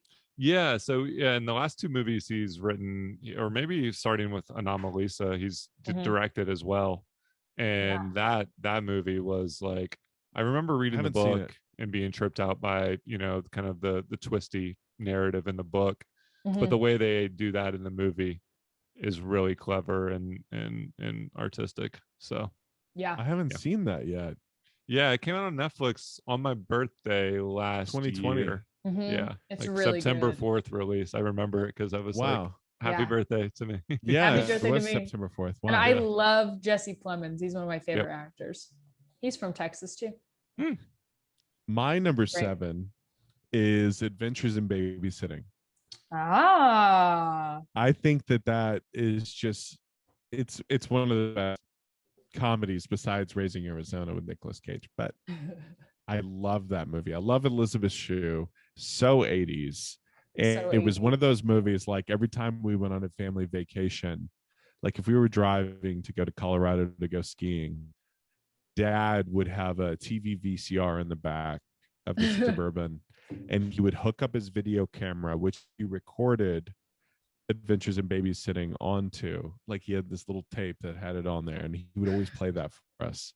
And it was one of my favorite movies of all time, and I love that movie so much. That's incredible. Such a setup. I know. Watched Adventures in Babysitting. You had the perfect way to watch it. It was a debut by your dad. Yeah. A debut. Yeah, it was a deboot. He debuted. The original one. The original debooter. Your dad. You're like, I see where I get it from. Okay. Well, this has been my whole life. All right. Yeah. Okay. Number 8, Olivia. Oh man, I think I'm gonna put a Paul Thomas Anderson one in there too, because he's maybe my favorite director. I haven't decided, but yeah, since you said The Master, I'll say Punch Drunk Love. Yeah, because I think that movie is so fantastic, and it's like unexpectedly so sweet and so tense, and Adam Sandler is so good. And the sisters, the scene when he like breaks the sliding glass door, like it's perfect start to finish. All because of pudding. Yes, all because of pudding. All because of pudding. And then Uncut Gems. Crash. We gotta give him Uncut Gems. Like that was like, okay, so there's Punch Drunk Love, best performance, Uncut Gems. It's like, I know. Yeah. He's proven himself time and time again. So good, needs to win an award. Yeah. Insanely good. Tragic that he didn't win for either. Wasn't even nominated. Yeah, he was a little saucy about the snub. Jennifer Aniston was saucy too. She said that he should have won for Oh yeah, I agree. I agree. It was a horrible snub. Yeah, insane. That movie is and it's all politics. Yeah. Let's not talk about it. Let's not talk about it. Who cares? Yeah, number eight, Drew. Yeah, so my number 8, probably the newest movie that I'll mention, unless I change my mind, will be The Social Network. I love The Social Network. It's like piggybacking on the writing is incredible. Of course, you get the best of Aaron Sorkin, but not maybe like paired with a master filmmaker and Fincher and Jesse Eisenberg, one of my favorite actors. It's weird that they could take like such a modern subject that had already changed like by the time the movie came out, and then it certainly has changed like 10 years later when you're rewatching it, and it's still just like it's more of like capturing the themes of, well, it was very cynical about it 10 years ago when people were not nearly as cynical as they are now about it. So the fact that it was able to kind of anticipate that or Fincher and Sorkin were already just older dudes who were going to be cynical about social media.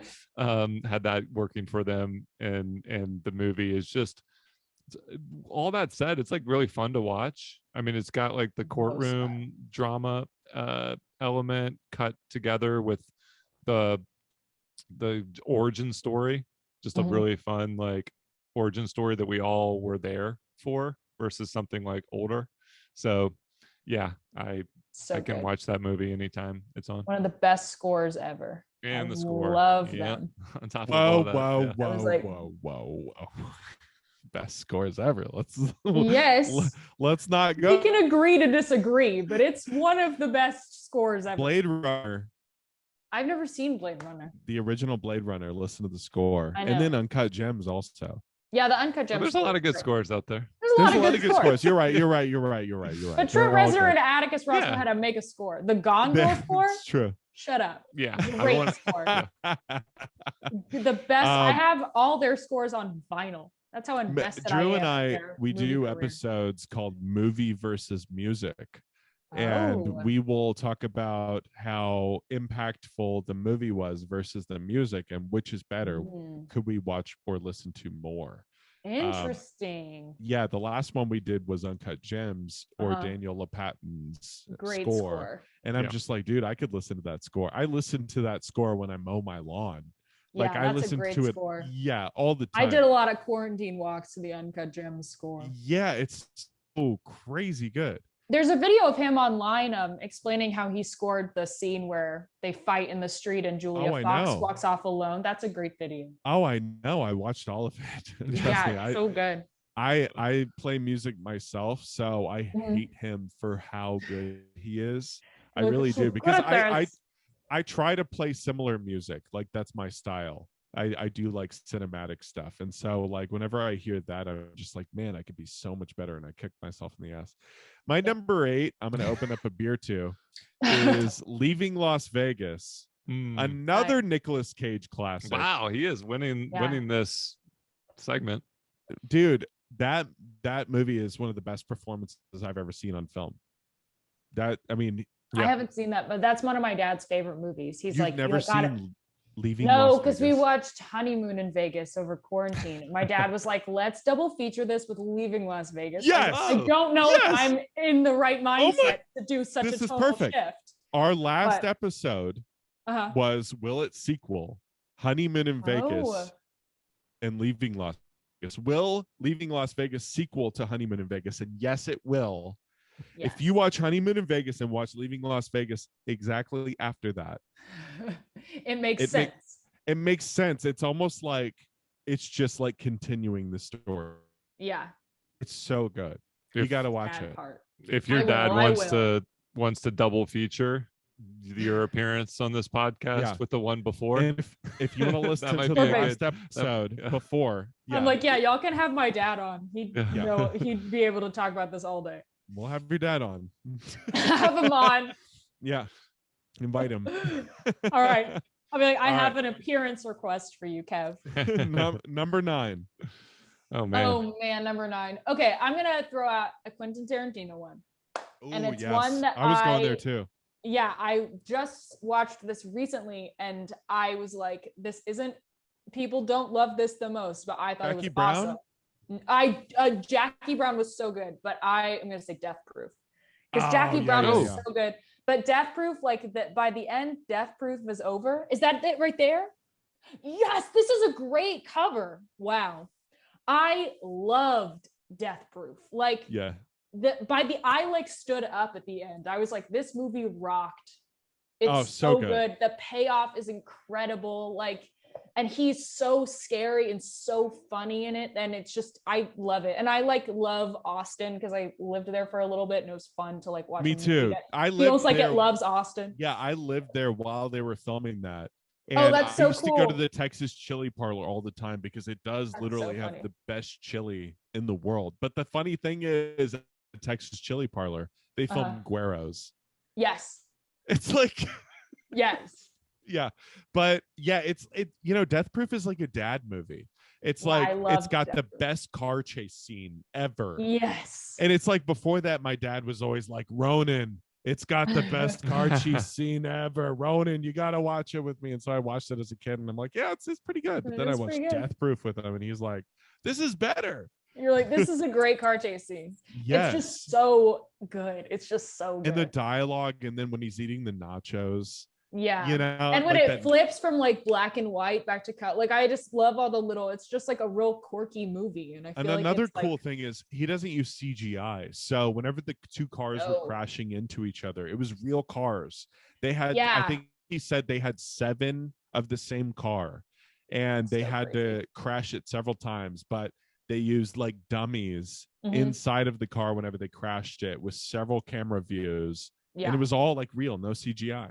Yeah. And that the initial car crash where it like does every girl, I like, Yeah. it's just such it's a movie. Like it's just him having the most The fun. I love that masterpiece. movie. I love So it. good. Yeah. Good pick. Thanks. Man, I've changed my mind a bunch of different times throughout that Yeah. discussion. Oh no. I was gonna go with like a classic horror movie, but I'm gonna go with a newer horror movie that's like a throwback to 80s horror. It Follows. You still have to name a Christmas movie, just so you know, Drew. No, I'm saving that for the last. Yeah. So number 9, It Follows. Yeah. The kind of like the discussion about score made me think, and that would be a real tough choice for me to choose between the score for It Follows versus the movie itself, but they're just inseparable. And there's like, related to the Tarantino thing, you almost have an advantage as a filmmaker if you're really, really talented of having been able to soak up all these decades and reference them and evolve on them. So it like nails the 80s horror vibe, but uses kind of like, and tonally like fear of sex and sex as a trope in horror movies. It's able to reference that in a very like subtle way, and then just like be a very satisfying, very disturbing like horror premise that is in the like aesthetic style that I love. Yeah. Apparently, It Follows was like a reference to Old Maid, the game. Oh, funny. I like heard. Yeah, I don't remember what it was, but someone I was on Clubhouse a while back, and they were asking what the meaning was with the game that they were playing in the movie. And I was kind of I don't remember what was said exactly, but I remember like making like a reference, like maybe the movie is kind of like a metaphor for the game, like Old Maid. But I'm not sure. Don't quote me on that. I don't know how the game goes. It's me either. I'm like, I remember it being a game. Yeah, so the players try to like discard all the cards in their hands. And I don't remember. Anyway, look it up. I'm just trying to sound like a smart guy on a podcast. I don't really know what I'm talking about, but I think there is a reference there, and the reason why they put the game in the movie is to say that the movie is kind of similar to the game. Interesting. Yeah. Interesting. Yeah, I don't remember exactly. I did my research then. I don't remember now. Number 8. 9, right? Number 9. Number 9. trying to squeeze an extra. True Romance. Oh. True Romance has a fantastic score. Great score.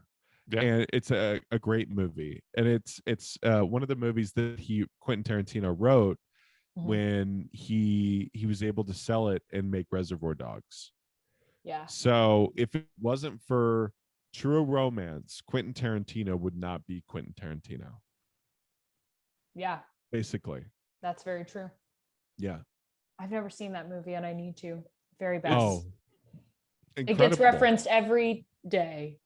Yeah, just think of like every day I'm like, I haven't seen it. I'm so sorry. It's a love story about a guy who wants to completely delete his love's history with someone who's very toxic, who's dangerous, and they try to do it by well, I'm not going to spoil it.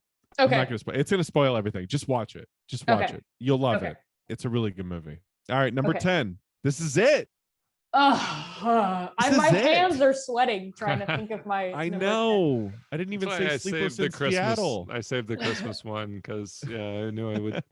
You're like, I'll stress out about it if I do it. Yeah. Oh man. This is it. This could even be your number one because number one wasn't even number one.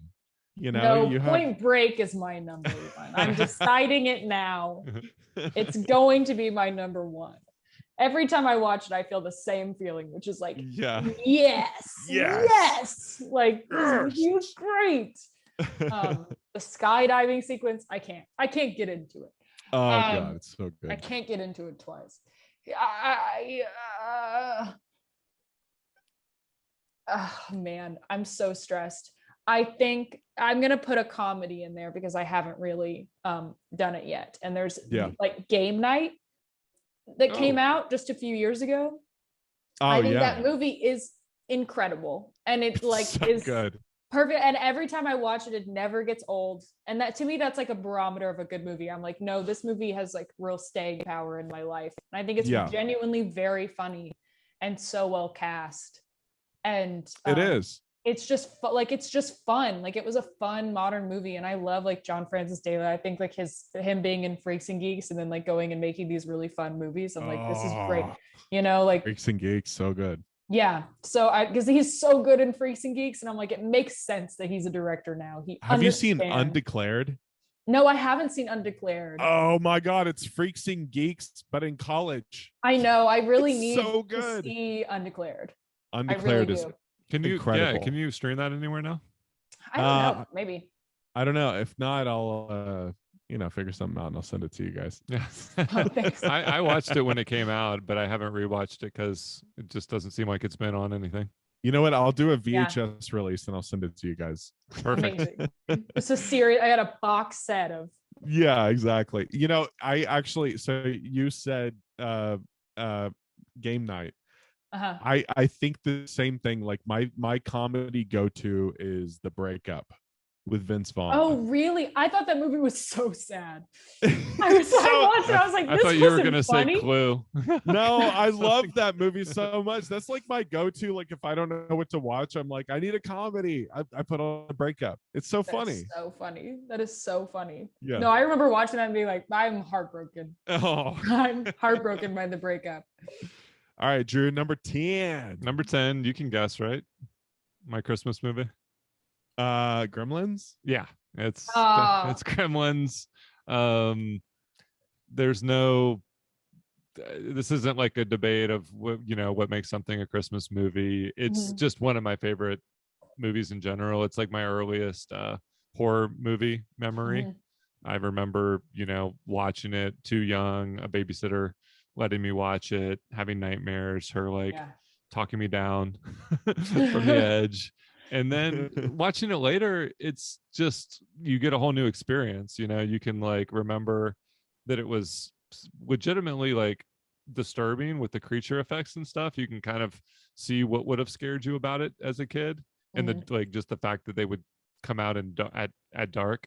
It's scary. It is scary, but like it's also, you get a whole different like appreciation for it when you watch it as an adult, because it's campy and ridiculous and just kind of like that's the one where they go to the movies, right? Is that 1 or 2? Yeah, that's the first one. The movie scene is hilarious. Yeah, exactly. There's some like very broad comedy, and then there's some very like kind of twisted dark humor as well. I mean, in darkness. That is such a good movie. Yeah. Mine is, I want to say similar. I think it's another Warner Bros movie. So my number 10 is a Warner Bros, which they didn't, a lot of people would think that they released a lot of good movies. They haven't released a lot of good movies lately, but in the 80s and 90s, they released a lot of good movies. Yeah. And my favorite Christmas movie, and my number 10, which I watch every single year, no matter what, even if I'm in the hospital, Lethal Weapon. That is Wow. my number one Christmas action movie comedy. It's so perfect. Fuck Die Hard. Die Hard sucks. Die Hard. I thought we got past this. You just got beef about Die Hard? Well, I have a thing about Die Hard, and I've always said it in the podcast and almost every episode. I hate Die Hard. I read a review that I wrote a few years ago about Die Hard, and I was like, this is a great movie, and I rated it like 4 stars, and now I'm like, fuck old me. That is not what was me. I thinking? What was I thinking? I can't betray my Lethal Weapon buddy cast. It doesn't have to be an either or. Yeah, it's such a great Christmas movie, and I guarantee you, and I wanted to say Christmas Vacation. I love Christmas Vacation so much. I watch it every year with my dad. But Lethal Weapon is one of those movies that is just like one of the best action movies I've ever seen. I think it's because it's a buddy cop comedy. I think that's what I really like about it. Fun. Yeah, it's like one of the definitive ones. I don't want to keep up too much of your time. Do you have a few more minutes to talk about something else? Yes. Okay. I really wanted to get into certain categories of things that you like. So we've already discovered the movies and the aliens and afterlife and blah blah blah. We've talked about it all. Fear Street. I want to get into music that you listen to before we let you go. I want to know exactly what you love and what you listen to on a daily basis, whether it's like, 60s, 70s, if there's certain bands that you like, if there's certain albums that you listen to all the time, just genres in particular. What do you like? This is I'm gonna pull up my Spotify because I'm gonna use it for reference. I feel like I listen to so much music and so frequently that I feel like it changes constantly. Yeah. But let's see. Lately I've been listening to a lot of Carpenters. That's what's been added a lot. Excellent. Cool. There's a band that my dad showed me in quarantine that's the OCs. And they're, I think, a Bay Area band, but they're like a proper punk band and they're really good. And it's like and it's THEE and then see that over there? Not so THEEOHSEES. Yes, they're wonderful. I listen to Goblin soundtracks a lot. So Suspiria was the one I swapped out at the last second. Speaking of the best that's a great soundtrack. Yeah. Great sound. And the Deep Red soundtrack is really great. Okay, so you're into B horror movie and Italian horror. Yeah, I love Italian. I love Italian horror movies. I watched I always say it wrong. The one with Jennifer Connelly where she can control the bugs. Creepers. Is it called Creepers? Is that the American? It has 2 names. It's Creepers. Yeah. And that's I watched that over quarantine. It's like Philomena or Philip something. I always say Philomena, and I'm like, no, that's probably the right. movie with. Can I give you some B horror movies? Can I recommend some? Yeah, I'm always down for B horror recommendations. I'm gonna recommend a few that I love, like completely. One of them is The Burning. Okay. It's a good sleepaway camp horror movie. Fun. From 1986 or 87, I think. I'm not sure. I'm adding these. Fact check me on that, but The Burning. 81. I think now that's on Shudder as well. It was hard 84. 81. It's early, yeah. The Burning, maybe. Yeah, it looks pretty fun. It looks very sleepaway camp. Okay, another one is called Blood Rage. That was released in 1987. Blood Rage. And I'm not going to recommend. Oh, really good. Another one is Doom Asylum. Okay. That's a horror comedy, but it's very well done. Another one, it's called Edge of the Axe. Oh, all right. That one, you can find that one in almost 4K or Blu-ray. I think it was 80 something. Very, very fancy. Yeah, you can find a really good quality of Edge of the Axe. These are really, really good 80s B movies. If you can find them on VHS, scoop them up. I totally recommend just having them just because they're so good. That's so fun. Okay, so you're listening to the Carpenters, you listen to the OCs. What Yes. genre do you listen to in particular, like on the most part? Like if, like for me, for instance, like if I'm like hanging out in my backyard and I'm swimming in my pool, I'll listen to like 60s golden oldies. I Yeah. love 60s oldies so much. I love the Shins. I love the Beach Boys. Yeah. I love Modest Mouse. I like Beach House. Uh-huh. You know, I'm actually all over the spectrum pretty much. Yeah. Like Cults. I just love like the classic sounds of like the 60s and 70s and 80s recreated in modern music. Yeah. But if I can't find that, I'll just listen to oldies for the most part. That's fun. Yeah. So Yeah. is there I like feel a certain band maybe in particular? Let's see. I feel like I listen to. I've really gotten in from 2018 to now. I listened to a lot of Radiohead. Oh, That yeah. was something that I really like dived into. I think I watched like Vanilla Sky and was like, this song is incredible, and why have I not been paying enough attention to Radiohead? And then I really love them. I don't know, because I kind of like I'm kind of all over the place too, because I make playlists for like movies that I'm writing or like trying to write. And so I think you're like Quentin Tarantino. Yeah, I feel like when he said that, I was like, oh, that's what I do. We're just kind of the same, you and I, Quentin. But yeah, like right now I'm working on a movie that's like more like very weirdly like 70s and 50s inspired. So it's a lot of like Jefferson Airplane and Paul Simon and Nancy Sinatra. And yeah, let's see what else is on The Only Living Boy in New York. Yeah, that's a great song. So it's good. A great song. Yeah, a lot of different stuff. So yeah, I think it kind of depends. I loved the Fiona Apple album, Vegetable Cutters. I thought that album was great. Nice. I love Control by SZA. I think that's a great album. There are a few albums that I'll like listen to fully. And those are some of them. You know, I talked about this with Drew recently. There's so many good bands out there. We actually, it was with the singer of Bare Naked Ladies. We had him on, and we were talking about like how there's so many good bands out there, especially like from the 90s or even whatever era. It doesn't matter. They would have these songs that everybody would listen to, but they had so many other songs that nobody had ever heard of before. Yeah. So I was going back and listening to my favorite bands, who I say are my favorite bands, because I heard a few songs that were good. And I was like, oh, these are my favorite bands. But I never heard their older music or any other songs on their albums. I was listening to those as well. It's like, it's such an important thing to do. If you want to classify somebody as your favorite musician, you have to know everything that they've done, I think. Yeah. No, that's kind of how I was with Radiohead. I was like, yeah, I love Radiohead. And then I was like, what? I need to actually listen to full albums of theirs before I start claiming that I love something so much. Pink Floyd, Dark Side of the Moon. Best album ever made. Album. That's my favorite album ever made. That's great album. I think the song Time. Yes. Incredible so song. Great song. Yeah, that's good. I've always wanted to do the where you watch it with the Wizard of Oz. Oh, I did that in high school.